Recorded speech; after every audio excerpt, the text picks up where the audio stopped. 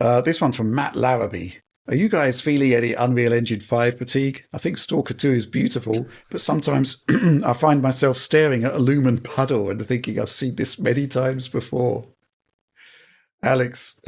Yes, I am, of course, Unreal Engine fatigued. Less from the from the lumen puddle, which obviously I am also not a huge fan of the lumen puddle always, but I think I'm just fatigued with the kind of like baked in default Unreal experience. I see, especially open world Unreal, which I think Stalker is one of our first examples of it. Please, Right. Tell me if I'm wrong I'm there. not going I to don't go know. into depth on this. But I think like the generic, it feels like Unreal was made to sell its visual features through great videos and conferences that show you like Megalites demos, or, you know, like those classic Matrix and classic Lumen in the Land of Nanite, etc. All those wonderful demos that they did. But the whole like fluidity aspect of the engine, I feel, was left by the wayside ever since like Unreal 4's like 2015 era. And it felt like that was an engine where a long time people were complaining a lot about it. From a fluidity perspective on the console side, it was also not running really well beyond Fortnite. And it feels like something they are only now just starting to address, but it's unfortunately wholly too late for all these games that have been in development for so long. And UE4 at this point is actually abandonware.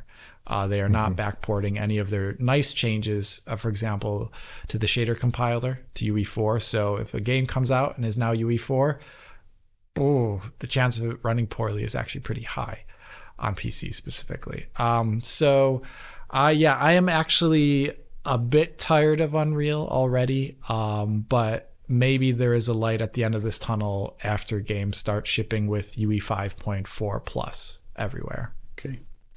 Anything to add to that, Oliver? I mean, I still like seeing Unreal Engine 5 games, I must admit. For sure, some of the compromises in Lumen can stand out depending on the game.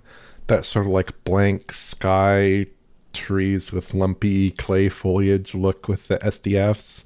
I think it stands out more in some games, like in Stalker 2, it probably stands out maybe a bit more than in RoboCop, I'd imagine. Right. A game like that, which has environments that are better aligned with the kind of reflection technology they have there. But in general, when I see UE5 games, I am pretty interested in them just because of how they tend to look.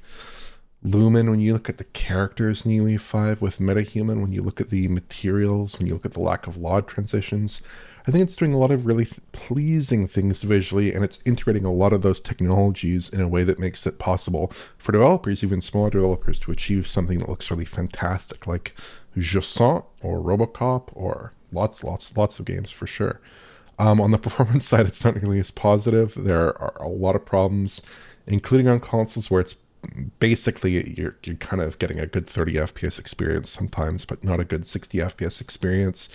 Those compromises are unfortunate, and the decline in overall playability in some of those games does make me wish that perhaps they were using a non-Unreal Engine-based solution in some of those titles. But I mean, the visual results in a title like Black Myth Wukong, maybe that's a good example.